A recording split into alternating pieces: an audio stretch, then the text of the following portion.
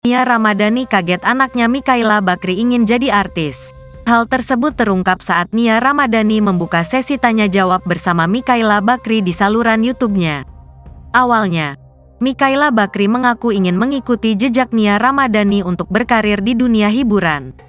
Hal tersebut pun membuat Nia Ramadhani terkejut. Dia tidak menyangka putri sulungnya itu tertarik dengan dunia seni peran.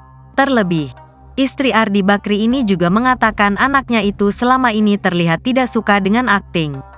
Ingin jadi seorang aktris ketika aku udah lebih dewasa, kata Mika di YouTube Nia Ramadhani Bakri. Dikutip Rabu, tanggal 24 Januari tahun 2024. Hah, emang iya? Ngapain? Ngapain? Tanya Nia kaget. Kamu kan juga enggak suka, tambahnya. Mikaela kemudian mengungkapkan bahwa sebenarnya ingin menjadi seorang aktris. Namun impiannya itu terhalang restu ibu. Ya, but you don't allow me, jawab Mika.